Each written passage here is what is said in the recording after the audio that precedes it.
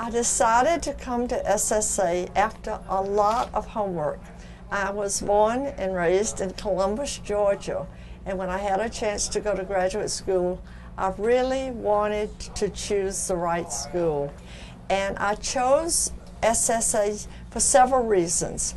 One is it had a national reputation as being a really excellent school. And secondly, it had a faculty that was well known. I had heard of names like Charlotte Toll, and this was sort of exciting to be in a school that had these kind of names. But being from a small town in the South, probably a piece that was very important to me was the fact that I was going to the University of Chicago. I have to confess that was really special. And so I think the combination of the three brought me here. I've been here, over 50 years, and I have kept the Southern accent, so I'm still the Southerner who came to SSA.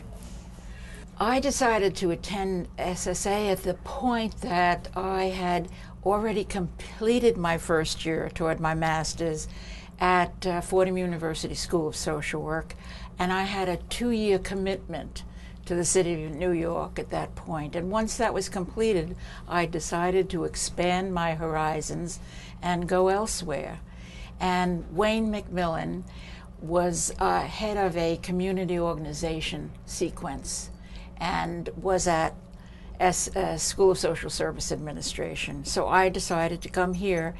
The only thing was he decided to leave the University of Chicago at that point and go to California.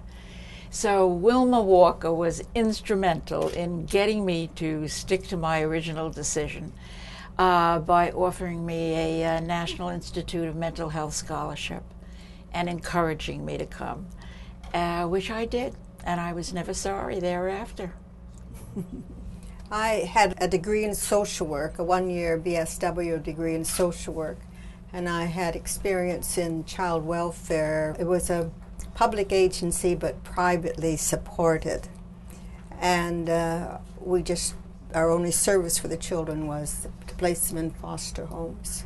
And then I had an opportunity to go to a new treatment center. And I thought that's where I'm going to have an opportunity to help children in a more positive and useful way. And I stayed there for 3 years, and I lived in, and the job was always there.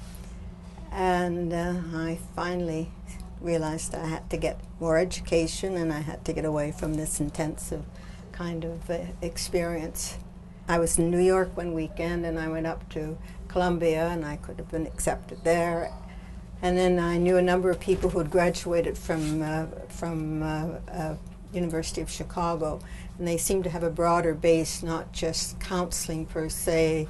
They were interested in community development and welfare programs, and were in those kinds of jobs at home.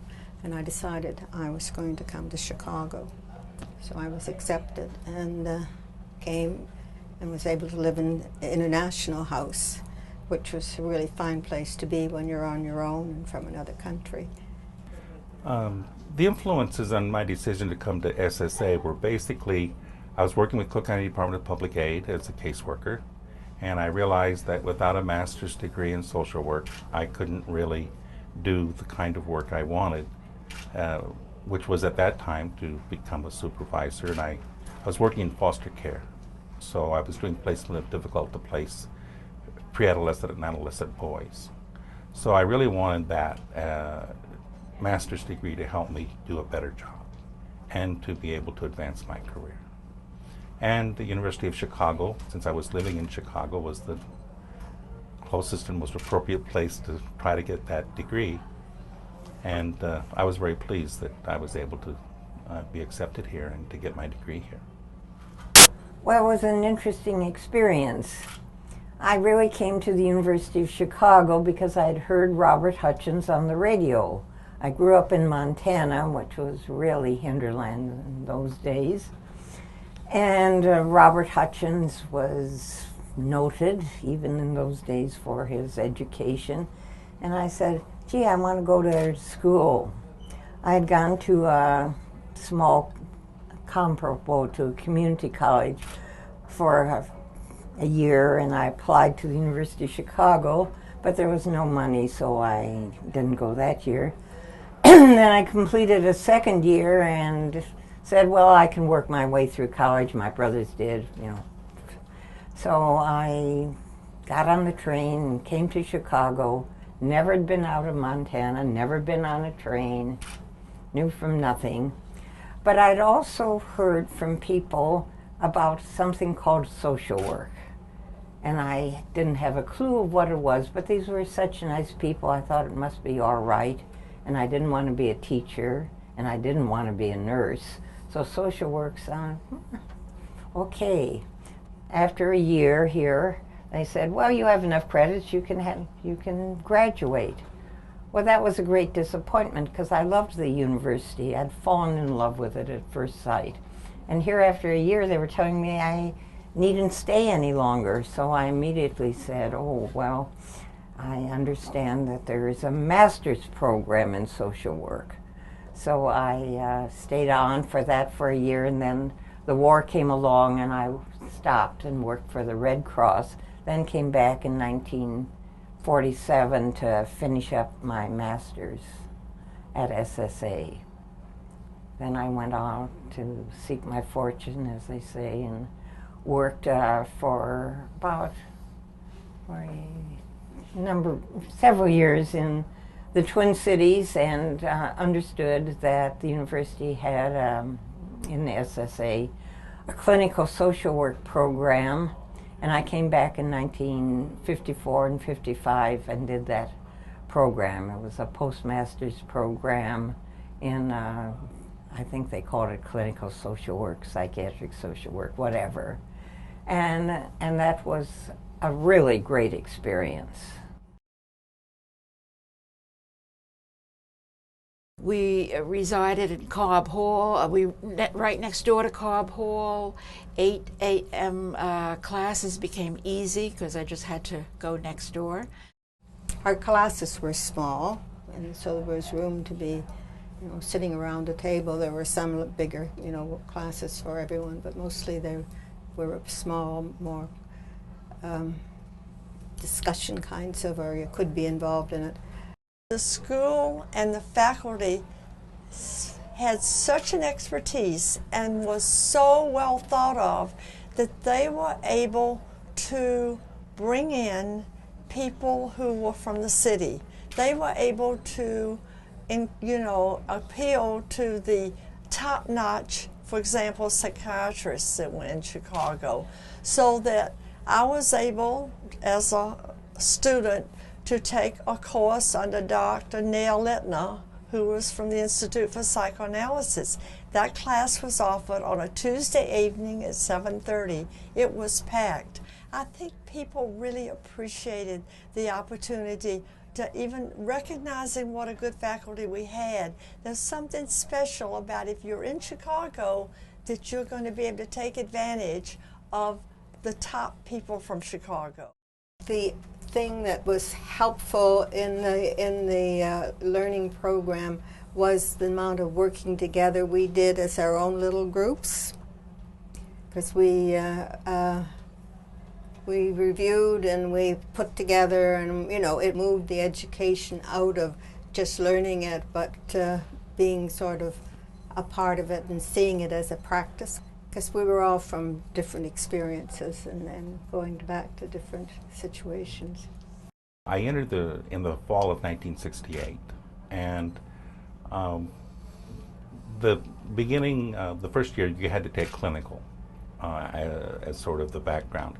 But at the time, Harold Richmond, one of the professors here, was beginning a course on public administration and public policy. So as a first-year student, I was able to take 2 quarters from him in that public policy and administration sequence that was being developed. And that sort of changed my focus then from working and being in case management and doing casework to working in public administration, particularly at the government level.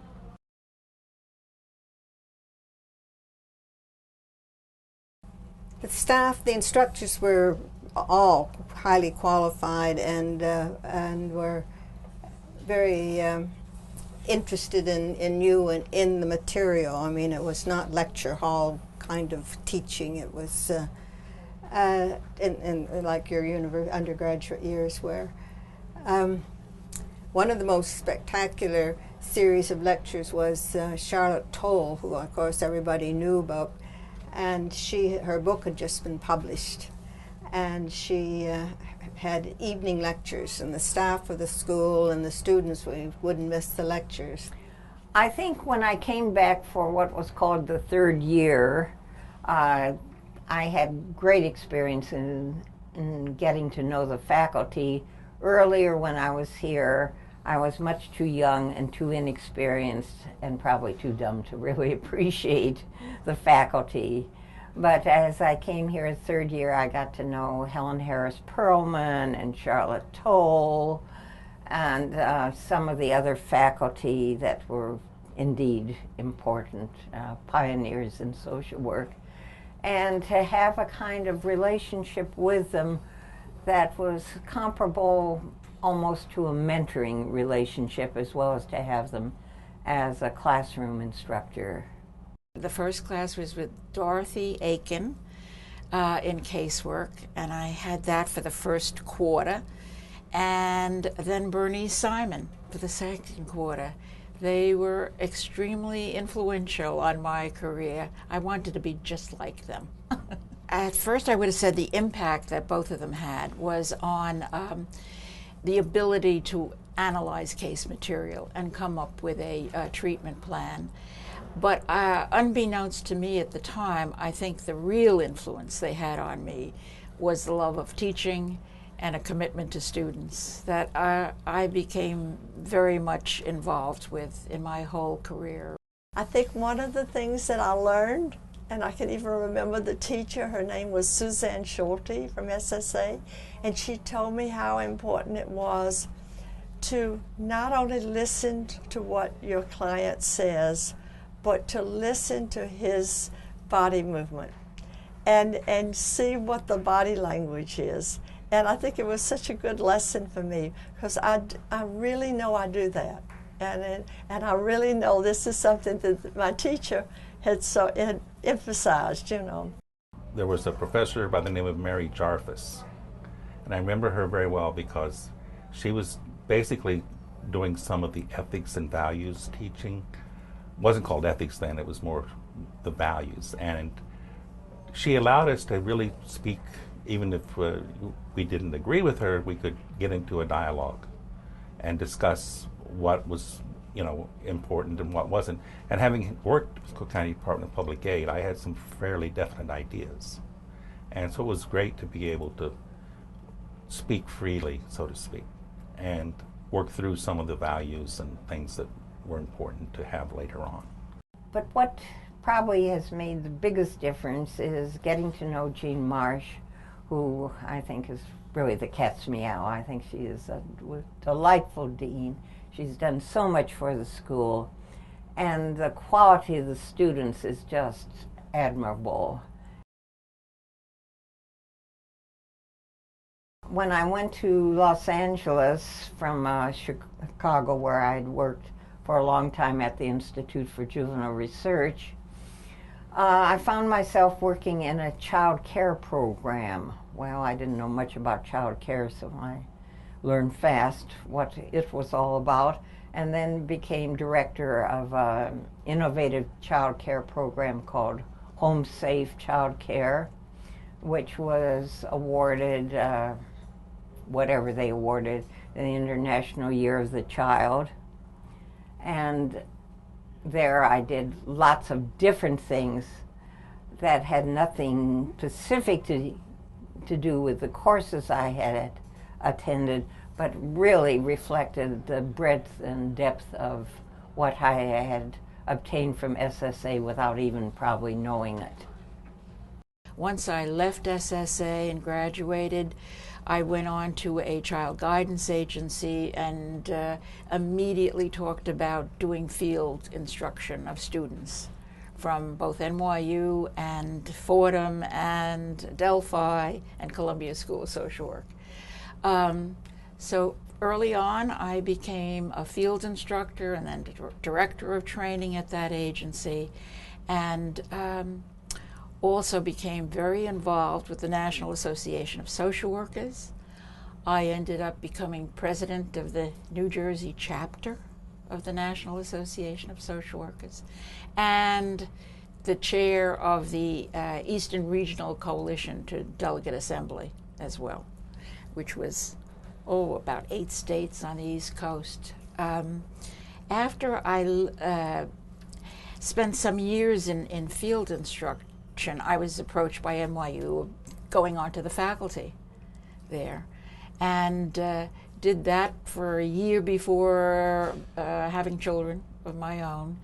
Always took on assignments of short-term natures of teaching, special projects that were usually federally funded, whether they be about starting an employee assistance concentration for social work students, or intervention with alcoholics and their families.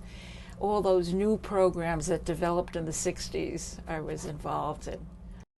In '72, I then joined the federal government here in Chicago and got involved in the Aid to Families with Dependent Children program, and involved with what was implemented a couple years after I joined the federal government, the Quality Assistance Program within AFDC, to ensure that states were providing quality services. So they put me in a position as a statistician. And for the rest of my career in the federal government with the Department of Health and Human Services, I was classified that way.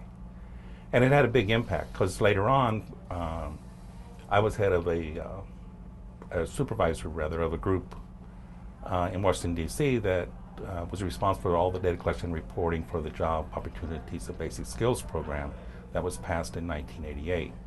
And one of the biggest achievements that happened while I was there, I was responsible for helping write the regulations that implemented that law. And since I wanted the states to transmit the data to us electronically, I put in one of the regs that said by 1990, they would have to transmit all of the data collection and reporting requirements from their computer to ours. We would no longer take paper reporting and re-enter the data again ourselves. It was just too many mistakes being made, too much that was being done, and too many people we had to have on board to do the data entry. It just didn't make sense. I won't go into the battles I fought with state welfare directors, but as you can imagine, there was not a lot of people that initially wanted to do that. I was approached from home to come and do a program to set up education for child care workers in institutions, because there was no training for them. And I refused, and then when I got home, I was offered the job. And I think I wouldn't have been able to do it had I not come back and had my more graduate work. And it included working with the community and with agencies and finding a place, an educational base that would accept the course. And we were successful, and a child care course that is given in the community colleges in Ontario is based on what we did. One of my most rewarding work experiences, and I maybe went out on it, was employee assistance came into being. Employees who came, they were employed, they have a job, they were, and all those things. And they knew what they wanted, and they were able to, they made better use of your time and your skills than a lot of former people who had multi-problems, I got together with 2 other girls, and we founded a project called Parents as Resource. And we went down and worked with Head Start and Home Start and groups that were involved with parents working with their children. I did a lot of interesting things because we wrote children's books, we had a newspaper column, and we even had a television show with WTTW. So that was sort of an exciting piece for me.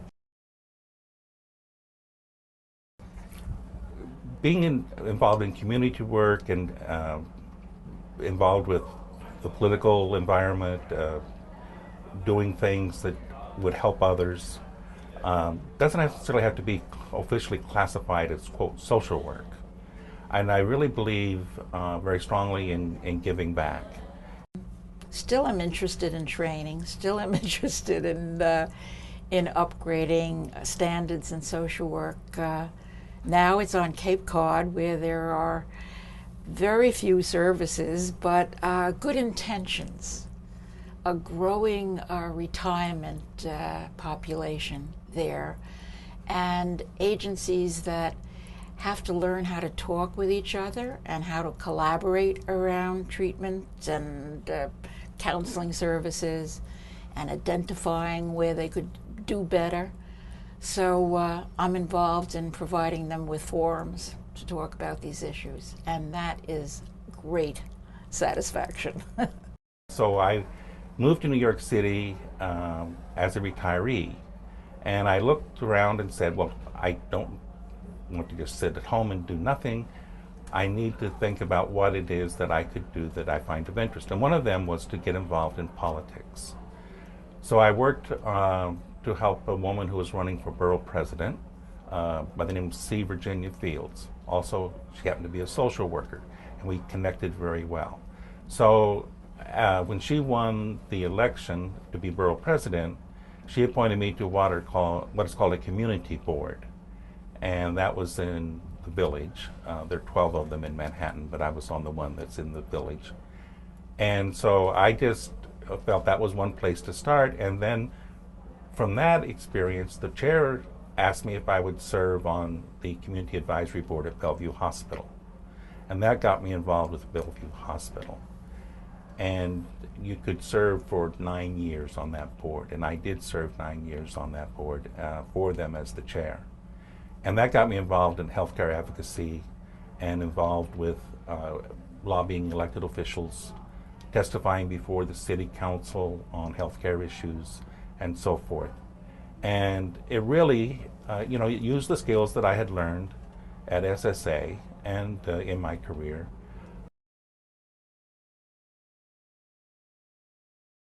I think their commitment to high standards in education, to the professionalization of social work, was something that I felt their commitment to and immediately became committed myself to that. Yeah, I think that, not so much the content of what they taught, but the way they taught it, their love of what they taught meant a great deal, especially at 8 o'clock in the morning. Well, my career has kind of been a mixed bag. I thought I was going to be a clinical social worker and, do all this deep dish therapy. And I found it was wonderful to have all that knowledge, but when it came time to work in the real world and to do what needed to be done, that the skills I had obtained in SSA were much broader than that. And I was able to put them into use in areas of community organization, into program development, all kinds of things. The skills I learned here and how to put together policy and the data collection and reporting made a big difference. I know several times the administrators there talked about how I could talk to both the policy people and the data and the computer people. I just felt at SSA here, one of the things I learned here was how to think. I mean, not that one has to learn how to think, but how to think critically, how to really analyze, and you apply that in everything you do. Because from my perspective at least, life is always just what are the choices you're being called upon to make at any moment, and how you determine which choice to make. How do you prioritize those things? And how do you communicate your choices if you need to do so? And it all comes back to being able to think critically and to organize your thoughts and prioritize them. I think my career would never have developed. I might have even sought another career if I hadn't come to SSA and completed my social work kind of education. And it also gave me respect. You know, people, oh, you're a grad of Chicago. And it gave me security in a way that I think that education does anyway, but you know, I had a different little twist to mine. You know, I enjoy telling people sort of how the impact that SSA has had on the different things that I've done in my life, because I have actually had 4 very different jobs. My first job right out of college was as a pediatric social worker at Michael Reese Hospital. So in there, I really drew on my clinical skills. I mean, it was the things I learned were just, I could put into use day in and day out. My second job was when I had young children and had not yet then gone into another social service agency. And we actually used inner city parents. We didn't use them, we helped them. We really conducted leadership group seminars and workshops to help them to parent their children and help them to then teach other parents, so that we had sort of a chain going. So that was my second piece. And once my kids got older, I went back to social work, and I went into an agency called Scholarship and Guidance. Totally different skills here. I did a little bit of intake, and then they asked me to be the coordinator of agency services.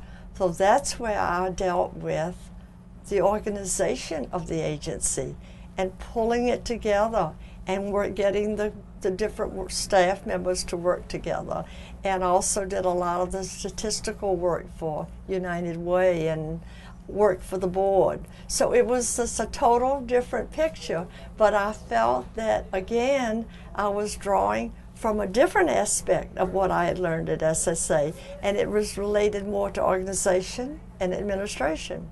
So that was really nice. And now I'm in my 4th venture, totally different. I set up my own business in college counseling. I'm an independent college counselor, and I have my own little organization. And in a funny way, I would say I am drawing more from my training at SSA here than anywhere before. And the reason is because people who refer to me know that I had the training as a social worker. And therefore, I get a lot of students who have specific problems. So I've done sort of 4 different things. I'm still doing the college counseling. I mean, very much doing it. It's gone really well. And I appreciate the fact that I had such a good background. Yeah.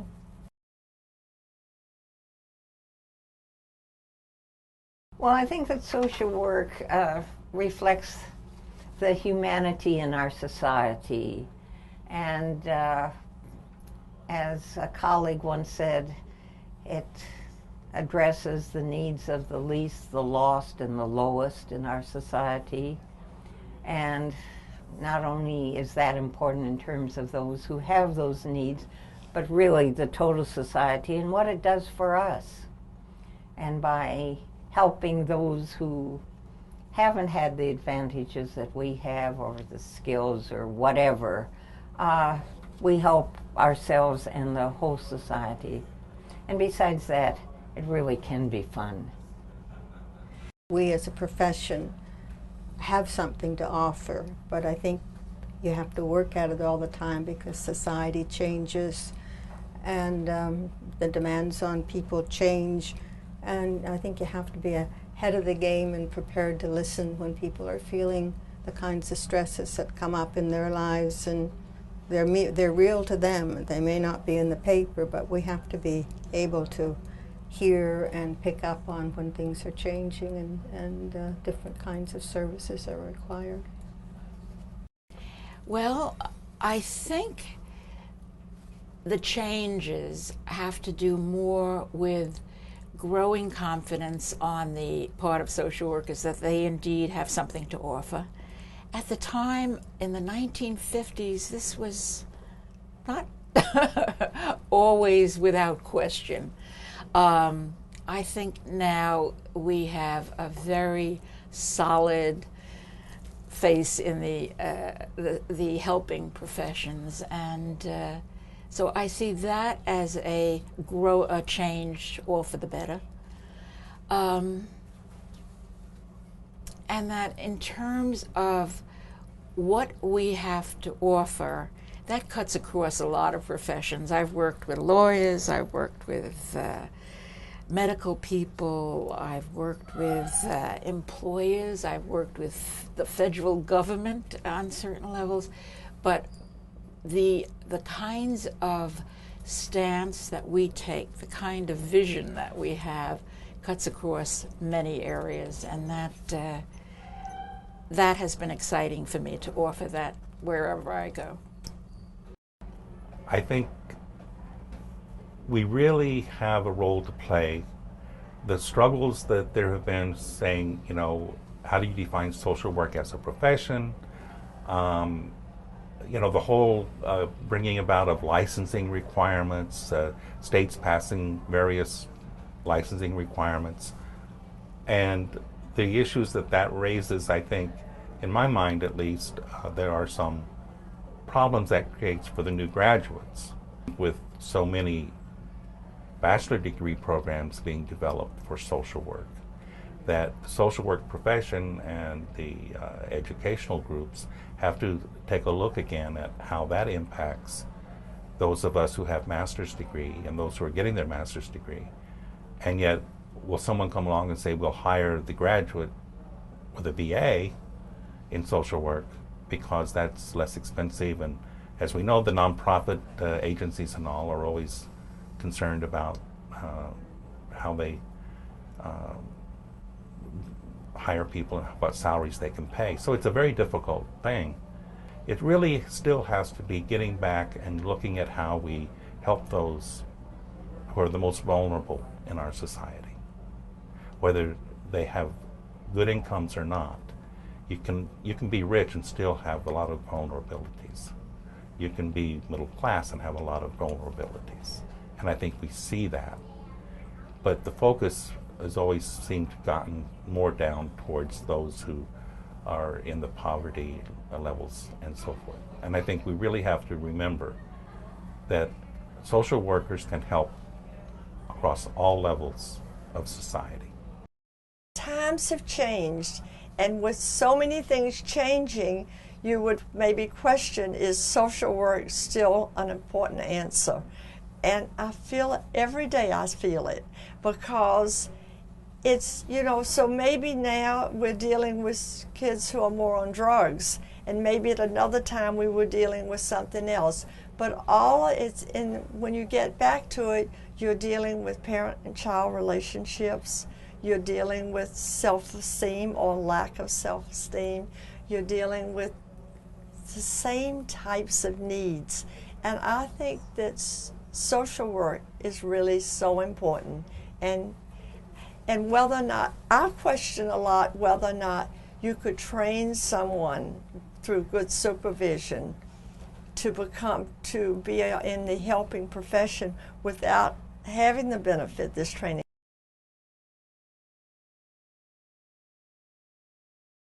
Well, I think one of the fun things in this world is being an alum of the University of Chicago and of SSA.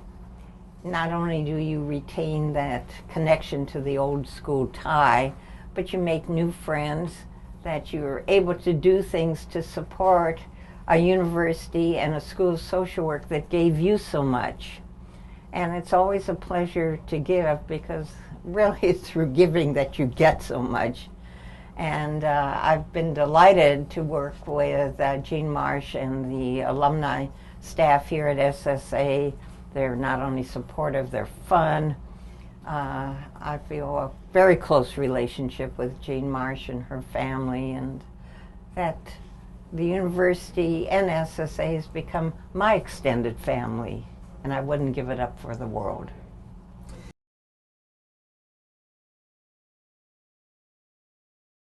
I really do think that we have to focus our profession.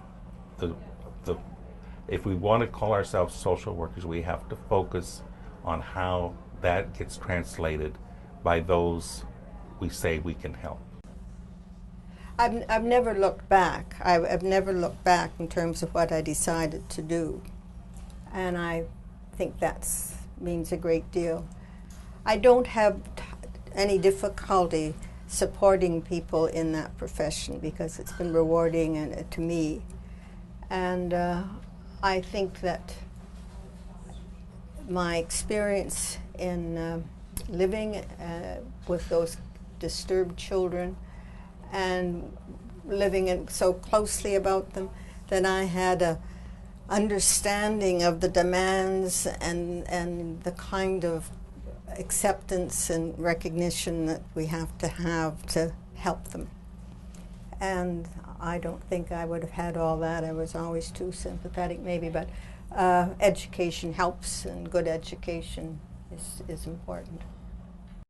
In terms of, the value to me of my career, it's beyond measure in many ways. I have written, I have done research, I have done things that have been extremely gratifying to me, and have offered things to others that I get gratification back from them about. I am so pleased that I have raised 2 children who have a deep sense of values about other people, even though they haven't become social workers, and have attracted people as friends in my life who share the same values. I guess I like the fact that I'm here at SSA today, and at the university it brings back a host of not only memories but of connections and of the values that have shaped my life. And they've been tremendously important. They've given me a full, delightful, enjoyable, and hopefully a life that's produced some service for others.